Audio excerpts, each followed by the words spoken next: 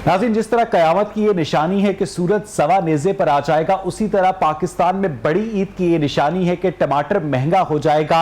जगह जगह पर गैर कानूनी मवेशी मंडियां दिखाई देंगी और यकदम ट्रांसपोर्ट के किरायों में इजाफा कर दिया जाएगा। इंतजामिया की जानिब से दावे किए जाएंगे कि हम इस सूरत हाल पर काबू पाने की कोशिश करेंगे, हम ट्रांसपोर्टर्स को जुर्माने करेंगे, मगर अमली तौर पर ट्रांसपोर्टर्स का राज बरकरार रहता है। और साल 2020 में जब कोरोना वबा का भी जोर है, ऐसे में जब ट्रांसपोर्टर्स की जानिब से पिछले लॉकडाउन के वक्त ये कहा गया था कि वो कोरोना एसओपीज का ख्याल रखेंगे, ऐसे में कोरोना एसओपीज की धज्जियां उड़ाई जा रही हैं। इसी तमाम सूरत हाल पर आज के प्रोग्राम में हम बात करेंगे। मेरे साथ स्टूडियोज में मौजूद होंगे मोहतरम इस्मतुल्लाह न्याजी साहब, चेयरमैन है बस ओनर्स एसोसिएशन के।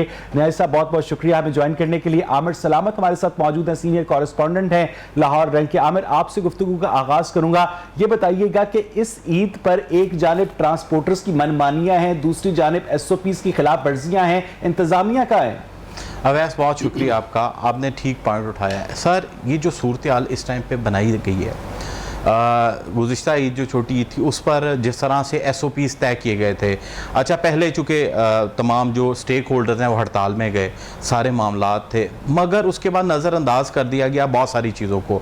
अगर अब की बात की जाए तो मैं इत्तफाकन कवर करने के लिए हूँ लारी अड्डा पर भी, वहाँ पर एक तो किराए वाज़ह तौर पर बढ़ा के लगाए हुए हैं वहाँ पर उन्होंने, ये जो आम नॉन एसी बसेज हैं वहाँ पर, और एसओपीज़ तो वहाँ पर दिखाई देते नहीं हैं। अच्छा, कन्फ्यूजन ये है, एक ट्रांसपोर्ट अथॉरिटी है जो अलग से जुर्माने भी करते हैं, कार्रवाइयां भी करती हैं, एक मेट्रोपॉलिटन कॉर्पोरेशन का जो सब्जेक्ट है वो जनरल बस स्टैंड है। जो जनरल बस स्टैंड है वहां पर वो जुर्माने नहीं कर सकते इनको, ठीक, एसओपीज पर कार्रवाइयां करते हैं। इस किस्म की फिजा नजर आती है कि इंतजामिया नाम की कोई चीज है ही नहीं। ये किराए खुद से बढ़ा दिए गए हैं, ये ट्रांसपोर्ट अथॉरिटी की जानिब से इशू नहीं किया गया किरायानामा तो सर मतलब पता नहीं है भी कि नहीं है, किस तरह का है। जब सवाल हमने मियां असम इकबाल साहब से भी पूछा था, जब ये मामला ज्यादातर मुसाफिरों को आजकल इसलिए मुतासर नहीं करता कि जुलाई का महीना है, हब्स का महीना है, गर्मी है, और लोग प्रेफर करते हैं, गरीब आदमी भी प्रेफर करता है कि वो एसी बस में बैठकर जाए। जो किरायानामा है वो हमेशा नॉन एसी बसों के ऊपर उसका इतलाक होता है, एसी बसेस तो रेगुलेट नहीं होती ना। बिल्कुल अवैस, ये देखें, अब ये कैटेगराइज किसने करना है, वो किन का काम है कि इंप्लीमेंट करवाएं, इन्फोर्स करवाएं। अब कई ट्रांसपोर्टर हैं वो कहते हैं हम खाना अच्छा फराम करें इसलिए हमारा किराया ज्यादा है, कुछ कहते हैं हम सर्विस अच्छी फराम करें हमारा इसलिए किराया ज्यादा है। मतलब ये एक मैकेनिज्म नहीं है। और अफसरान से बाखुदा पूछा जाए ना तो वो ये कहते हैं कि जी हम कोशिश तो करते हैं मगर इनका ना किराया तय नहीं होता, क्योंकि वो एक बड़ी निजी। अच्छा आमिर, जरा यहाँ पर तवक्कुफ कीजिएगा, चौधरी इकबाल साहब मेरे साथ मौजूद है, सेक्रेटरी हैं ट्रांसपोर्ट अथॉरिटी के। इकबाल साहब, बहुत बहुत शुक्रिया आपके वक्त के लिए। ये बताइएगा कि आपसे पूछे बगैर हर ईद पर ट्रांसपोर्टर्स किरायों में इजाफा कर देते हैं, आप लोग इनके ऊपर चेक एंड बैलेंस क्यों नहीं रखते? मैं ये पहले वजाहत कर दूं कि 2000 में कैबिनेट ने डिसीजन किया था जब वो नई इंट्रोड्यूस हुई पाकिस्तान में जी मोटरवे बनने के बाद, तो उनकी ये डिमांड थी कि हम लोग एक बिल्कुल डिफरेंट किस्म की सर्विस पाकिस्तान में चलाएंगे। लेकिन यहाँ पे हमें एक ही इशू आ रहा है कि किराया गवर्नमेंट जो है वो अपनी मर्जी से सही अप्रूव करती है। तो उस वक्त की गवर्नमेंट ने ये माना कि अगर सर्विसेज के हिसाब से जितनी कोई अच्छी फैसिलिटीज देगा मुसाफिरों पे हम छोड़ दें, जैसे मार्केट कंपटीशन होता है, बिल्कुल, कि जिस सर्विस लेने की जो वो अफोर्ड कर सकता हो उसके हिसाब से वो उस पर ट्रैवल कर ले। और उसी वजह से फिर 2000 में ये डीरेगुलेट कर दिए गए एयर कंडीशन गाड़ियों। ये बात ठीक है, ये बात ठीक है। जो नॉन एसी बसेस हैं उनका, हाँ, नॉन एसी का मैं करता हूँ, नॉन एसी को हम रेगुलेट करते हैं। और जब भी ये फ्यूल प्राइसेस 5 रुपए से ज्यादा बढ़े या 5। अच्छा इकबाल साहब, मैं आपके पास दोबारा आऊंगा, कुछ ऑडियो के इश्यूज हैं। इस्मतुल्लाह न्याजी साहब, ये गुफ्तगू आप भी सुन रहे हैं। चौधरी इकबाल साहब का ये कहना है कि हम एसी बसेस का किराया तो रेगुलेट ही नहीं करते। इसका मतलब ये है कि ईद के दिनों में जो ट्रांसपोर्टर्स हैं, बजाय इसके कि गरीब मुसाफिरों का ख्याल रखें, वो ज्यादा से ज्यादा पैसे कमाने लग जाते हैं। जी ऐसा बिल्कुल नहीं है। मैं आपका शुक्रगुजार हूँ कि आपने मुझे मौका दिया और मैं बड़ा खुश होता हूँ ऐसे प्रोग्राम में आके, क्योंकि ऐसी वजाहतें बहुत ज़रूरी हैं कि ये जो असल में हमारा जो बिज़नेस है ये दिलों को जोड़ने वाला बिज़नेस है, दिलों को तोड़ने वाला बिज़नेस नहीं है। हम एक मंजिल से दूसरी मंजिल पर जब लेके जाते हैं तो हम लोगों को आपस में मिलाने के लिए ले जाते हैं। तो हमारी ये कोशिश होती है, मैं पिछले साल से पूरे साल से जैसे मैं कोशिश कर रहा था अपने, मैं साथियों को बिठा कर बात करता था कि जी अब डीजल की ये रेट हो गए हैं, डीजल इतना बढ़ गया, तो किराए बढ़ाए जाएं। तो जब भी हम बैठते थे तो एक ही चीज़ सोच रहे होते थे कि यार किस तरह बढ़ाएं किराए। गाड़ियों की प्राइसेस जो थी वो डबल हो गई, जो करोड़ रुपए की बस थी वो 2.5 करोड़ पे चली गई। ठीक है जी। अब इसी तरह टोल प्लाजा जो थे वो जो 1000 रुपये था वो 4,000 5,000 पे चला गया। मैं एक छोटी सी बात देखें, अभी हालात ये थे जब स्ट्राइक हुई ये जनवरी में, 2 जनवरी को हमने एक स्ट्राइक की। मैं चौधरी साहब ने बड़ा अच्छा हमारे साथ उस वक्त भी बड़ा ताउन किया, गवर्नर साहब ने बहुत अच्छा उसमें हमारे साथ किरदार अदा किया, मिनिस्टर साहब ने भी किया। तो एक हमने बड़ा खुश हुए कि जी बड़ा अच्छा एक सिलसिला जुड़ गया, मामलात हो गए। एक टोल प्लाजा है ये सगियाँ के पास जो कि आप ने उसको कवर भी किया होगा। इसी तरह एक 2 और टोल प्लाजे भी हैं जो शहर के अंदर हैं जिनकी हदूद ही नहीं है। वो तय हुआ कि जी ये इसको हम ख़त्म करेंगे, तो बजाय ख़त्म करने के पहले बड़ी गाड़ियों पे सब पे था, बसों पे नहीं था, वैगनों पे नहीं था। वो जैसे ही हमने हड़ताल खत्म की, ये बातें इनाम के तौर पर ठीक हैं, लेकिन मैं आ रहा हूं, एक सेकंड बताइएगा कि 2.5 करोड़ की बस क्या ईद की छुट्टियां खत्म होते ही वापस 1 करोड़ की हो जाती है? नहीं और टोल प्लाजा जो है 5,000 से वापस 1,000 पे आता है क्योंकि ईद की छुट्टियां खत्म होते ही किराया कम हो जाता है। नहीं, हमने ये देखे, हमने जितने भी किराए जो जितने ये डी क्लास बस स्टैंड है, या अब तो कंपटीशन इतना आ गया है कि इसमें कोई भी जनरल बस स्टैंड से बसें चलने वाली भी हमारे कंपटीशन को जो है वो फॉलो कर रही हैं। इसलिए ना तो ओवरलोडिंग होती है ना ओवर चार्जिंग हम कर सकते। जो किराए एक दफ़ा फिक्स हो जाते हैं उससे हम कभी भी उस पर नहीं करते। सिर्फ फ़र्क ये है, थोड़ा सा मैं ये कहूँगा कि जिस तरह भाई इकबाल ने भी ये बताई बात, ये कहना पाकिस्तान बना था जब एक किराया था, अब उस किराए को रिवाइज करना चाहिए था। अब प्रेशर होता है पॉलिटिकल, जो हमारे जितने नुमाइंदगान इलेक्शन लड़ के आके सीटों पे बैठते हैं, जैसे झंडे लगते हैं ये भूल जाते हैं कि उस पब्लिक के लिए हमने क्या करना है। इनके गवर्नमेंट के जो स्टेक जो बैठे होते हैं सीटों पे, उनके पास एक इतनी वो नहीं होता कि वो अपनी मर्जी से सारा कुछ कर सके। उनको जो भी मामलात होते हैं बड़े, उनका एक स्टेप होता है। ठीक है, यहाँ पर तवक्कुफ कीजिएगा। चौधरी इकबाल साहब एक मरतबा पे मेरे से टेलीफोन लाइन पर मौजूद है। चौधरी साहब, बात हो रही थी नॉन एसी बसेस के किराए के ऊपर के, चले एसी बसेस का किराया तो आप लोग रेगुलेट नहीं करते, लेकिन नॉन एसी बसों के किराए में भी इजाफा कर दिया जाता है और कोई उनको पूछने वाला नहीं, क्यों? आपकी बात किसी हद तक दुरुस्त है कि जब रश मिलता है या अवेलेबिलिटी ऑफ ट्रांसपोर्ट में कमी आती है तो कुछ लोग इस पे जरूर फायदा उठाने की कोशिश करते हैं। इससे आप मेरी इस बात से को तौसीक समझेंगे कि हमने पिछले 2 माह में जो स्पेशल स्क्वाड बनाए थे, एक तो वो SOP को चेक कर रहे थे कि किसी ने मास्क पहना है या नहीं पहना।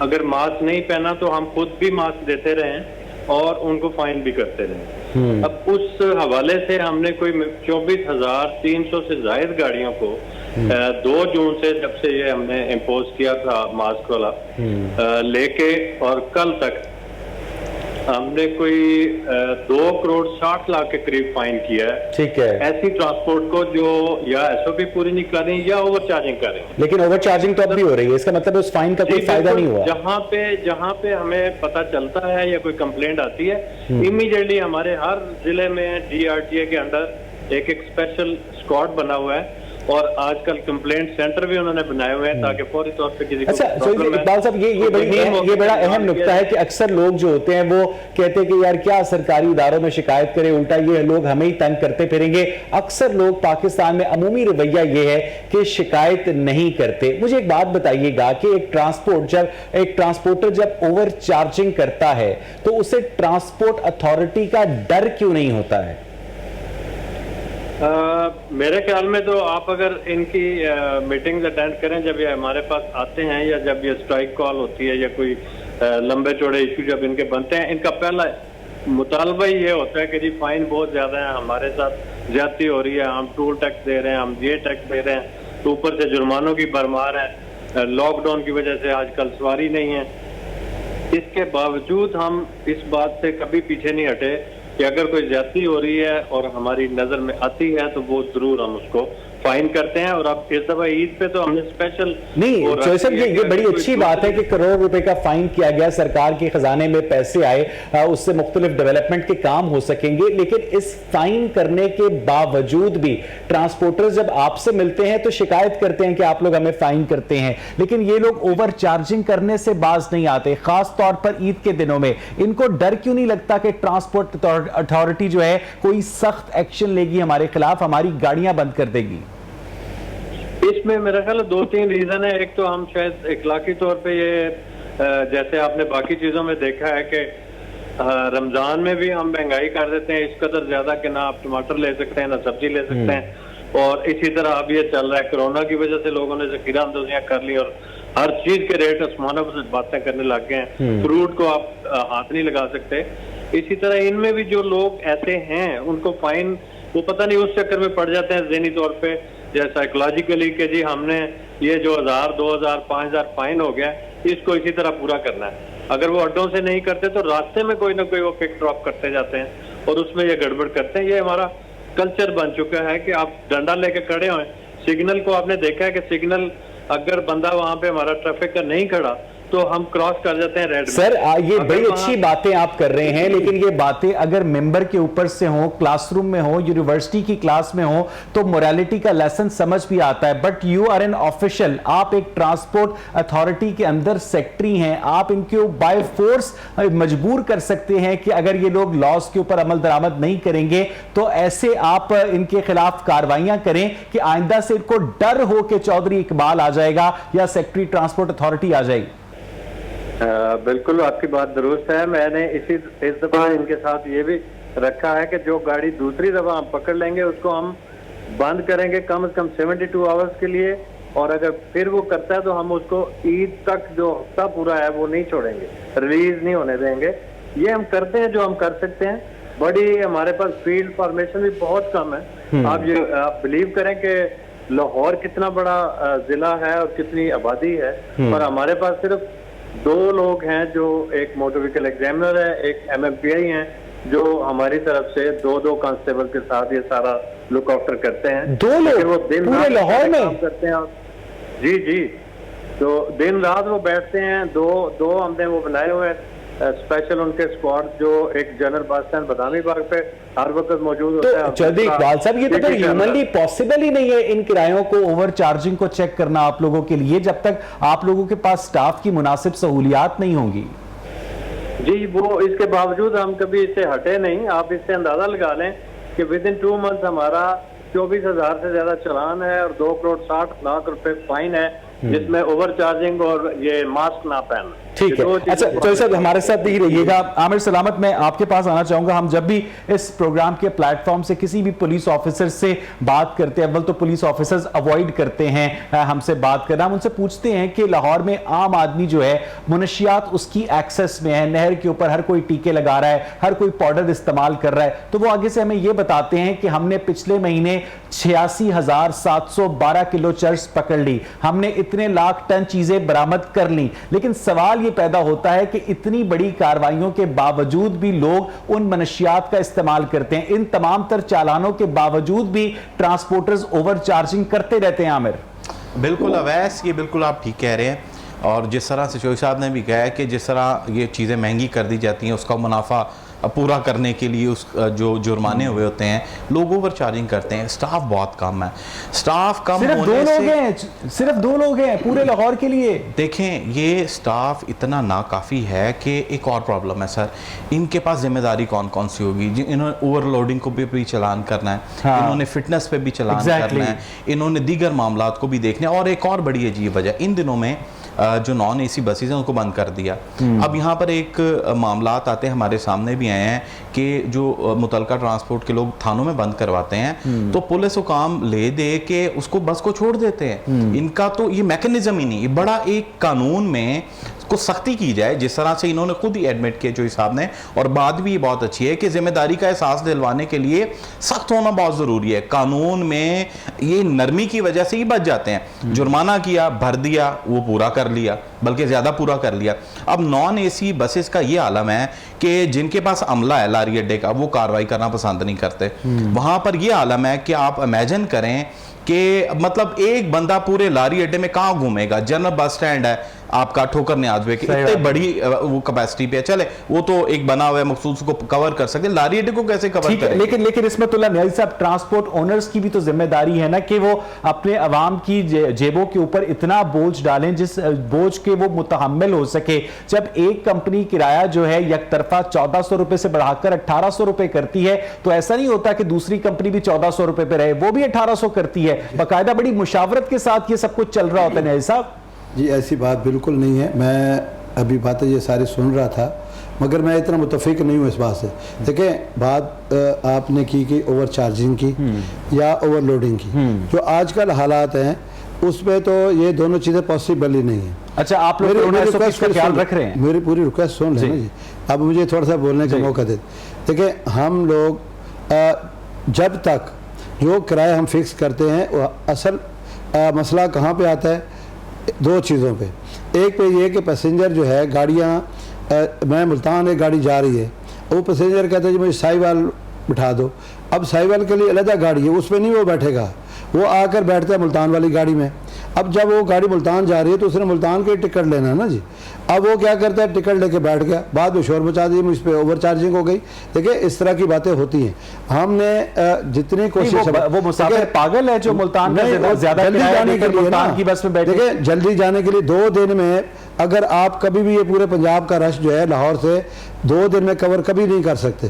2 दिन से ज्यादा देखिए कोई भी लोग अभी कोरोना की वजह से आप हिसाब लगा ले, सर आप लोगों 4 मुझे खुद उन्हें कहते हैं कि सर ऐसी बात नहीं, 4 महीने से मैं आपको मेरी थोड़ी मुझे अर्ज कर लेने देना, 4-5 महीने से जो हमने ये सारा किया, सारा एक एक्सरसाइज भी हुई, खड़े भी रहे, कोरोना की वजह से भी सारा कुछ हुआ, लॉकडाउन भी हुए, हमने कोशिश की है कि तमाम मामलात को इस तरीके से चलाया जाए जिसमें हम हुकूमत के साथ और हुकूमत हमारे साथ हम मिलकर इस क्योंकि ये बहुत बड़ी एक इंडस्ट्री है, बहुत बड़ा मामला। ये नहीं है कि पाकिस्तान में इस वक्त अगर जो सबसे अहम मैं चीज़ समझता हूँ ये भी एक उसमें अहम है, और अगर इस पे तवज्जो ना हो तो ये तो बिल्कुल ज़ीरो हो जाएगी। देखिए हमारा काम है पहिए चलने से, तो हम कोई भी ऐसा काम नहीं करते कि पहिया रुक जाए। और बाकी रहा चेक करने वाली अथॉरिटीज़ तो एक नहीं है, जिस तरह अभी मेरे भाई हैं इकबाल साहब, बिल्कुल लाहौर में थोड़े बंद हैं, मगर ये गाड़ी अगर किसी भी डेस्टिनेशन पे जाती है तो वहाँ तक मुख्तलिफ एजेंसियां चेक करती हैं। और आप ये तो से डर नहीं लगता? नहीं, क्यों नहीं लगता, होता ही नहीं है। होता तो आप लोग इस तरह किरायों में इजाफा करते हैं। मैं बता रहा हूँ अगर इसकी धज्जियां उड़ा के 5% भी अगर ऐसा होता हो तो मैं कहता हूँ ठीक है। अब वो 5% जो है आप 95% पे तो नहीं आप उनको गंदा कह सकते हैं। नहीं साहब, इसी 95% जो कि साफ हैं उनकी गवाही में आमिर सलामत से लेता हूं। आमिर बताइएगा कि इस वक्त हम किरायों को भूल जाएं, ओवर चार्जिंग को भूल जाएं, ये बताइएगा कि इस वक्त हमारे ट्रांसपोर्टर्स भाई बसेस के अंदर कोरोना एसओपीज का ख्याल रख रहे हैं? अब ऐसा ये ईद उल फितर पर इनका पीक चल रहा था कोरोना का, और बड़ा मतलब बहुत बड़ी 6000 डेली केसेस रिपोर्ट हो रहे और आपको पता है कि मोटरवे पे चढ़ने नहीं दे रहे थे इनको, जो एसओपीज बने थे कि एक सीट छोड़ेंगे। फिर इनके मुज़ाकरात हुए, चूंकि गवर्नमेंट के भी एसओपी समझ नहीं आ रहे कि वो क्या बना रही है। एक तरफ बनाती है, एक तरफ खुद ही तब्दील कर देते हैं। इनकी जाने से भी हड़ताल की गई, जाहिर सी बात है इनको बारे में नहीं आएगा, किराया डबल करना पड़ेगा, वो फिर अवाम का प्रेशर आना था, फिर उन्होंने कहा एसओपी भूल जाएं, चलने दें इनको। आमिर सलामत साहब झूठ बोल रहे हैं, ऐसी बात नहीं है जी। मैं बताता हूँ एसओपीज में क्या था कि एक चीज़ थी जो था, हमने सैनिटाइजर गेट उसी तरह लगाए, गाड़ियों को उसी तरह जो है क्लोरीन से उसको हम स्प्रे करते थे, मास्क का ख्याल रखा, हमारा जितना स्टाफ था सारा। सिर्फ एक बात जो थी वो सीट की बात थी कि एक सीट पे 2 सीटों पे एक बंदा बैठे, और इस तरह वो जैसे इन्होंने अभी फरमाया कि उसका ये मसला था कि अगर हम वो करते हैं, देखिए हम हर तरह से अपनी पूरी कोशिश करके जो हमारा गेट पे बंदा खड़ा है। न्याय साहब जब आप लोगों की ट्रांसपोर्ट बंद थी, सुन लेना, जब आप लोगों की ट्रांसपोर्ट बंद थी तो आप एग्री करते थे इस बात पर कि एक सीट छोड़कर हम मुसाफिर ले जाएंगे, ठीक है। लेकिन जैसे ही आप लोगों को इजाजत दी गई ट्रांसपोर्ट चलाने की, आप लोगों ने दोबारा से, मगर उसके साथ एक और भी हुआ ना कि डीजल जो कम हुआ था वो 8 से 9% था, तो 20% किराया भी कम हो गया ना। अब 2 चीज़ें इकट्ठी, आप ये तो नहीं हो सकता कि डीजल के बगैर गाड़ियाँ चलती हों। और ये चीज़ जो थी उसको सिर्फ देखकर और वक्त की नज़ाकत के साथ हमने, और आप देख लें, ये पूरा सर्वे करा लें, ये जितना भी हुआ हमारे ट्रांसपोर्ट से और ये केसेस जो है इतने ज़्यादा कोई ऐसा मैंने नहीं देखा कोई ऐसा केस सामने आया हो। जाहिर है उसका कोई रिकॉर्ड ही नहीं है। देने रिकॉर्ड बिल्कुल है, ऐसी बात है। फिर आप कैसे कह सकते हैं कि 6000 लोग जो हैं ये इससे जो है ना, ये वर्ल्ड हेल्थ ऑर्गेनाइजेशन कहती है कि पब्लिक वर्ल्ड को हम छोड़ें, बहुत बड़ा जरिया है कोरोना वायरस की ट्रांसमिशन का। न्याय साहब देखें अभी आप कम हो गए हैं ना, कैसे कम हो गए? देखिए हम लोग उस पर कर रहे हैं ना, पैसेंजर है था ही नहीं। पैसेंजर वैसे ही अगर एक गाड़ी 40 सीट की है 20-25 लोग होते थे, मेरा सवाल ऑटोमेटिकली वो हो गया ना। आप लोग मुकम्मल तौर पर आपकी गाड़ियां बंद थी, आप लोग इस बात पर आमादा थे कि एक सीट छोड़कर बंदा बिठाएंगे। जैसे ही आप लोगों को इजाजत दी गई ट्रांसपोर्ट चलाने की, आपने कहा नहीं जी नहीं, हम तमाम सीटों पर बिठाएंगे। नहीं, मगर उसके साथ किराए की भी बात थी ना जी, कि हम किराया कम ना करें।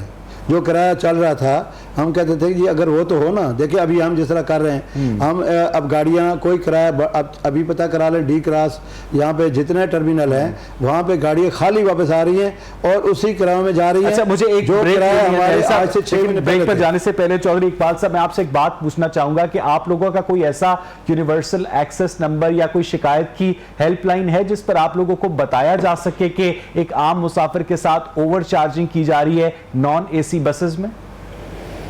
जी बिल्कुल है, मैंने बल्कि अभी ऐड भी दिया है अखबार में ये ईद की छुट्टियों से पहले, कि सबको अवेयरनेस हो जाए कि हमारे जो DRTA हैं, हर जिले का सेक्रेटरी RTA वो इस सिलसिले में फोकल पर्सन है, उसके नंबर पे रब्ता किया जा सकता है। डिवीजन नंबर मैंने सारे अखबारों में दे दिए, उनके नाम भी दे दिए, और जो हमारे स्क्वाड हैं उनके भी नाम दे दिए, उनके फोन नंबर भी दे दिए। ये इकबाल साहब, जब से आपने मुझे ये बताया है कि आपके पास इतने कम बंदे हैं बसेस को चेक करने के लिए, तब से तो मेरी हमदर्दियां आपके साथ हो गई। क्या आपने लिख कर दिया है गवर्नमेंट को कि हमें मजीद भर्तियों की इजाजत दी जाए ताकि हमारा महकमा फाल तरीके से लोगों की खिदमत कर सके? जी बिल्कुल, जैसे जैसे आपको पता है हर चीज में फाइनेंशियल कंस्ट्रेंट है, हमने समरी भेजी हुई है कि हमें स्ट्रेंथनिंग की जरूरत है ट्रांसपोर्ट। कितने एहलकार भर्ती करना चाहते हैं आप ताकि ये सारा निजाम स्मूथ हो जाए? हमने जो प्लान दिया है ना सर, उसमें कोई कम से कम 6 कांस्टेबल के साथ 2 ऑफिसर हर जिले के लिए मांगे मजीद। ठीक है, तो 36 हमारे जिले हैं, को 150 के करीब सारी ये फिगर बनती है। बिल्कुल ठीक है चौधरी इकबाल साहब, मुझे यहाँ पर एक ब्रेक लेनी है। नाज़रीन, जब आप ब्रेक से वापस आएंगे तो अपने पार्टिसिपेंट्स के साथ डिस्कशन का सिलसिला आगे बढ़ाएंगे। Stay with us. अथॉरिटी के एहलकार भी मौजूद है, चौधरी इकबाल साहब जो कि सेक्रेटरी हैं, लेकिन इस वक्त मुझे ब्रेक में ज्वाइन किया है मोहतरम अली अब्बास बुखारी साहब ने, चीफ ऑफिसर है म्यूनिसिपल कॉरपोरेशन लाहौर के। अब्बास बुखारी साहब, ये बताइएगा कि जो जनरल बस स्टैंड के इंतजामात हैं इनको चेक करना आपकी डोमेन है? जी जी, अस्सलाम वालेकुम जी। सबसे पहले तो शुक्रिया आपका। जनरल बस स्टैंड के लिए जी थोड़ा सा आपको बताता चलूं कि मेट्रोपॉलिटन कॉरपोरेशन के ज़ेरे तमाम लाहौर में 4 अड्डे हैं जो चलते हैं और मेजर इसका जनरल बस स्टैंड है। किधर किधर? और इसके जो इंचार्ज है वो एडमिनिस्ट्रेटर जनरल बस स्टैंड है, जो असिस्टेंट कमिश्नर रैंक के हमारे ऑफिसर हैं अहमद रजा भट्ट साहब। जी हाँ, वो इसको लुक आफ्टर करते हैं। लेकिन अली अब्बास बुखारी साहब, जो जनरल बस स्टैंड की हालत, बल्कि उसको हालत जार कहा जाए, वो हालत जार से वापस हालत में कब तब्दील होगी? जी हाँ, बिल्कुल आपका बड़ा वैलिड क्वेश्चन है और इसको हमने अभी टॉप प्रायोरिटी पे लिया हुआ है। इसकी हम स्टडी भी करवा रहे हैं और इसको हम बिल्कुल स्टेट ऑफ द आर्ट बनाने जा रहे हैं। इसके लिए हम IDAP से इसकी स्टडी हो रही है और प्लस इसके लिए हमने खुद अपना इसका एक तो इसके सीवरेज के मसाइल हैं, उसके अलावा इसमें इसके अंदर कंस्ट्रक्शन और रोड्स के इश्यूज हैं। उसकी हमने अभी 43 मिलियन की स्कीम पास की है जो फौरी तौर पे वर्क ऑर्डर इशू हो गया है। अब उसका नेस्पार्क के तहत काम शुरू हो जाएगा। नहीं अली अब्बास बुखारी साहब, मुस्तकबिल के हवाले से तो ये मंसूबे यकीनन बहुत अहमियत के हामिल हैं। मुस्तकबिल नहीं, मैं फौरी की बता रहा हूँ, ये फौरी हो गए। लेकिन इस वक्त जो हालत है जनरल बस स्टैंड्स की कि वहां पर सेफ्टी के इश्यूज हैं, वहां पर वॉशरूम्स के इशू हैं, वहां पर एक बारिश हो जाए तो ऐसा लगता है कि टम्बकटू में आ गया इंसान। आपके आगे सारी चीजें बोली हैं। एक तो आपके चैनल का शुक्रिया कि आप जो मौके पे इशू हो उसकी निशानदेही करते हैं और हम भी उसको वेलकम करते हैं। ये इशू है, इन्हीं को स्टडी करते हुए सीवरेज के लिए फौरी तौर पे तो हम वासा की गाड़ियां मंगवाते हैं, लेकिन इसका जब तक सीवरेज लाइन जो पुरानी बुसीदा हो चुकी हैं, जब तक नया सीवरेज नहीं होगा, उसी के लिए हमने 43 मिलियन का एस्टीमेट पास किया है और ये काम अभी फौरी शुरू हो जाएगा वहाँ। अच्छा अली अब्बास बुखारी साहब, ये जो आपने कहा कि आप किस इदारे से स्टडी करवा रहे हैं, इस इदारे का नाम बताइएगा। सर हमने इसको नेस्पाक से अप्रूव किया है, नेस्पाक हमारे और ऑडिटर। आपने एक IMD कुछ नाम लिया ना अभी? हाँ जी जी, वो मैंने IDAP का नाम लिया है। इससे क्या बनता है? का ये हमारे जो इसके जितने भी बड़े मंसूबे हैं उसके लिए हम इनसे एक स्टडी थ्रू नेस्पाक ही करवा रहे हैं। ठीक है। हम बेसिकली हमारा प्लान ये है कि इधर क्योंकि ये एक किस्म का पूरा शहर आबाद है, इसको इस तरीके से बनाया जाए कि यहाँ बसेस भी हों, आने वाले मुसाफिरों के लिए होटल्स भी हों और इसके अलावा शॉपिंग मॉल्स भी हों।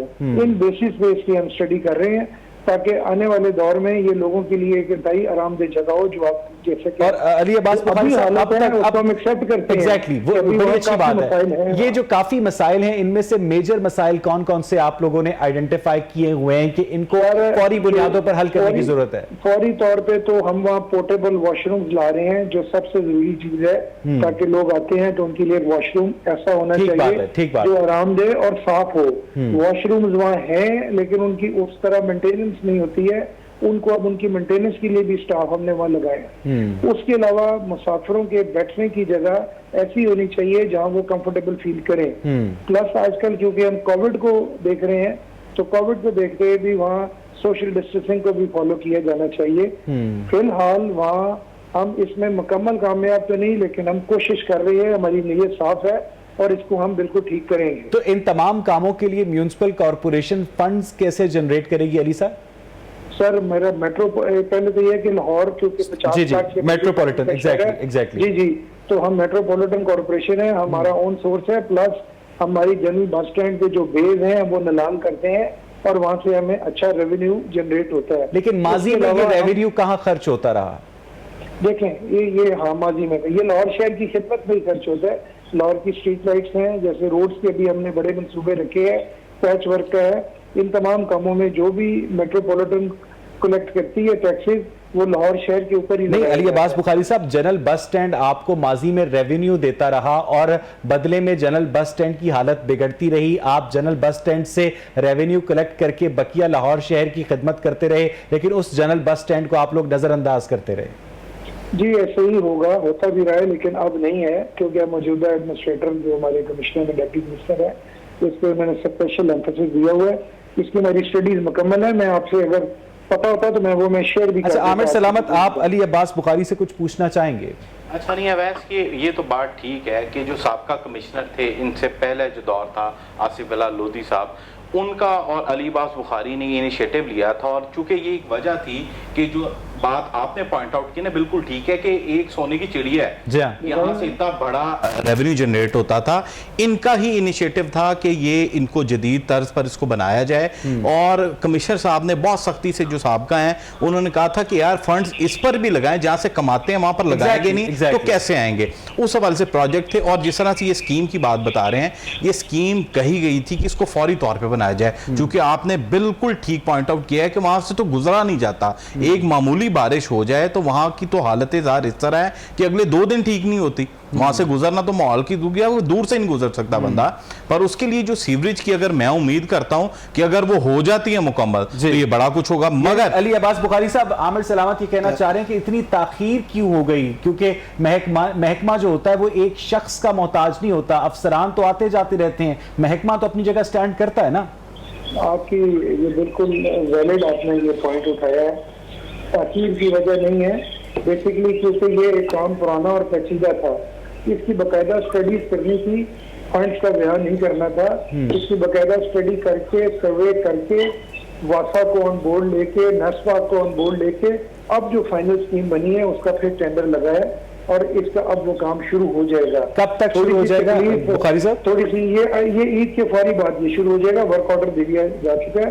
थोड़ी सी तकलीफ जरूर होगी, लेकिन ये काम मुकम्मल और बिल्कुल। और ये साइमल्टेनियसली जो आपके अंडर चारों बस स्टैंड हैं उनके ऊपर शुरू होगा?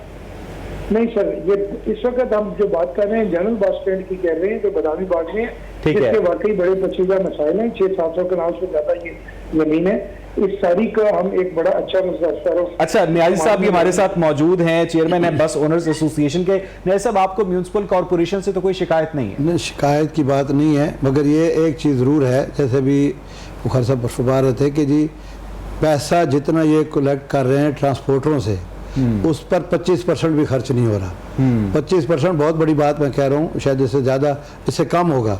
देखिए पूरे पाकिस्तान में कहीं भी ऐसा नहीं है कि जो बस निकले एक पैसेंजर का किराया जो है कॉरपोरेशन वसूल कर ले। हुकूमत हमसे जैसे गाड़ी निकलती है, अगर 560 रुपए से कम किराया है गाड़ी का तो वो 560 ही देगी, कम से कम। ये अगर 400 किराया है किसी स्टेशन का तो उसने पूरे पैसे दे के जाने एक। और इसके अलावा जितनी गाड़ियाँ वहाँ, तो ये तो लोगों की बड़ी हिम्मत है कि जो आके इस गंद में आके गाड़ियों पे सफ़र करते हैं। अगली बात यह है कि जितनी वहाँ शॉप्स हैं, ये सारा वहाँ तो प्लानिंग ही नहीं है।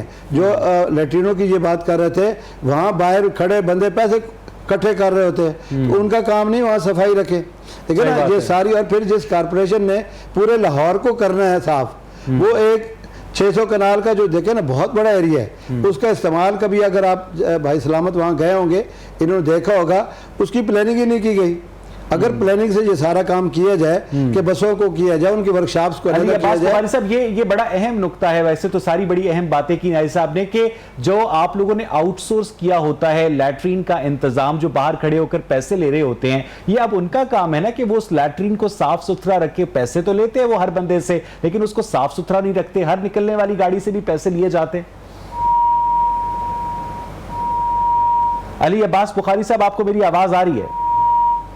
मुझे लगता है कि अली अब्बास बुखारी साहब हमारे साथ इस वक्त टेलीफोन लाइन पर नहीं मौजूद। चौधरी इकबाल साहब, आप मुझे सुन सकते हैं? जी बिल्कुल। चौधरी साहब, यहाँ पर ये तमाम मसाइल डिस्कस हो रहे हैं ट्रांसपोर्ट के हवाले से, ट्रांसपोर्टर्स के हवाले से। मुझे ये बताइएगा कि ऐसी कोई दिलचस्पी नहीं है पंजाब गवर्नमेंट की कि ट्रांसपोर्टर्स को एक बाइज्जत रोजगार मैसर आए और मुसाफिरों को एक बाइज्जत जरिया सफर मैसर आए, क्योंकि ये शोबा दिन ब दिन जवाल का शिकार होता जा रहा है। आज से 20 साल पहले इन ट्रांसपोर्टर्स की जो सर्विस थी, आज वैसी सर्विस भी नहीं है। इसमें दो चीजें हैं। मैं ये बात मानता हूँ कि बहुत सारी इसमें तब्दीलियां और बहुत सारी इसमें बेहतरियां करने वाली हैं। आप देखें, पहले जो आप पुरानी बात कर रहे हैं, उसमें तो होता था कंपनी सिस्टम, कि एक कंपनी के अंडर ही गाड़ियां होती थी, जो भी न्यू खान है या कोई है, तो वो एक बड़ा रख रखाव था उनका। जी हाँ, बिल्कुल बिल्कुल। सिस्टम के तहत वो चलती थी और लोगों का ख्याल रखते थे। अब इवन तो टाइम पर तब भी गाड़ियां निकाल देते थे अगर पूरे मुसाफिर नहीं भी होते थे। जी बिल्कुल ऐसे ही है, वो टाइम से चलते थे, टाइम से निकलते थे। अब जब से ये इंडिपेंडेंट पॉलिसी आई है ना कि एक बस में 2-2 मालिक भी हैं, 3-3 मालिक भी हैं, तो अब लालच ज्यादा बढ़ गई है कि जब तक पूरी नहीं होती भर नहीं जाती। मैं ये उन अड्डों की बात नहीं कर रहा जो बड़े अभी भी ऑर्गेनाइज चलते हैं, जैसे आप डाइवो को ले लें, वहाँ उनके टाइम फिक्स हैं, वो उसी तरह चलेंगी। उसी तरह से जितनी नई एयर कंडीशन गाड़ियां आ रही हैं, बड़े बड़े अच्छे मॉडल आ गए हैं, लेटेस्ट किस्म के, जो अभी न्याय साहब बता रहे थे कि 2.5 करोड़ 3.25 करोड़ तक की बस आ रही है। ये बेहतरी जरूर आई है ट्रांसपोर्ट में, मोड ऑफ ट्रांसपोर्ट में, लेकिन साथ साथ जो ज्यादतियां हैं वो यही हैं, जैसे अड्डों पे सहूलतों की कमी है। बिल्कुल ठीक है। चौधरी साहब जरा तवक्कुफ कीजिएगा। इस वक्त मेरे साथ ब्रेक में से वापस ज्वाइन किया अली अब्बास बुखारी साहब ने, चीफ ऑफिसर हैं मेट्रोपॉलिटन कॉर्पोरेशन के। अली साहब, जब आपकी लाइन मुनकता हुई थी उस वक्त न्यायी साहब ये बात कर रहे थे कि आप लोगों ने तो बस स्टैंड के ऊपर आउटसोर्स किया होता है ना वॉशरूम्स का इंतजाम, जो हर मुसाफिर से पैसे लेते हैं। अब उनकी जिम्मेदारी है कि वो वॉशरूम्स को साफ रखे, वो नहीं रखते और आप लोग उन पर चेक एंड बैलेंस भी नहीं रखते। सर ये दुरुस्त फरमा रहे हैं, वो चेक एंड बैलेंस तो उसकी जो हमारी एग्रीमेंट होता है तो उसमें शामिल होता है। अभी हम जो पोर्टेबल वॉशरूम ला रहे हैं उसमें हमारी जो डील हो रही है उसमें हम उसको लोगों से हम कॉस्ट नहीं लेंगे, तो उसमें हम खुद इनकर करेंगे और फ्री ऑफ कॉस्ट सर्विसेज हो देंगे। नहीं, जब लोगों से पैसे लेकर ऐसी सर्विसेज हैं तो फिर फ्री ऑफ कॉस्ट सर्विसेज कैसी होंगी? सर फ्री ऑफ कॉस्ट जो है वो हमने जो MOU साइन किया है जिस कंपनी से, वही उसको मेंटेन करेंगे, उसको स्टाफ भी वो मुकर्रर करेंगे। ये बात बहुत जबरदस्त है अली अब्बास बुखारी साहब, लेकिन फिर वही बात आपने ये कह रहे हैं कि हम जो वॉशरूम्स का इंतजाम आउटसोर्स करते थे, हमारा एग्रीमेंट होता था, उस एग्रीमेंट में यकीनन ये होता होगा कि आप लोग वॉशरूम्स को साफ रखेंगे। जब उस एग्रीमेंट पर वो लोग अमल दरामद नहीं करते थे तो आप भी कुछ क्यों नहीं करते थे? वो लोग वैसे चलते जाते थे। कॉन्ट्रैक्ट में शामिल होता है कि उसके खिलाफ कार्रवाई की जाती है, क्या कॉन्ट्रैक्ट कैंसिल किया जाता है, फाइन भी किया जाता है, ये सारी चीजें। उसके बावजूद वॉशरूम्स गंदे ही रहते हैं। वॉशरूम्स दुरुस्त है आपकी बात, हम खुद जाके देखते हैं और कई बार तो हम खुद भी इस्तेमाल नहीं कर पाते हैं, लेकिन अभी वो हालात नहीं है। अच्छा अली अब्बास बुखारी साहब, मुझे यहाँ पर एक ब्रेक लेनी है। नाज़रीन, जब हम ब्रेक से वापस आएंगे तो अपने पार्टिसिपेंट्स के साथ डिस्कशन का सिलसिला ट्रांसपोर्ट के मसाइल के हवाले से आगे बढ़ाएंगे और इस्मतुल्लाह न्यारी साहब से पूछेंगे कि हुकूमत ने उनके साथ जो वादे किए थे उन वादों का क्या हुआ। इस पर बात करेंगे एक ब्रेक के बाद। Stay with us.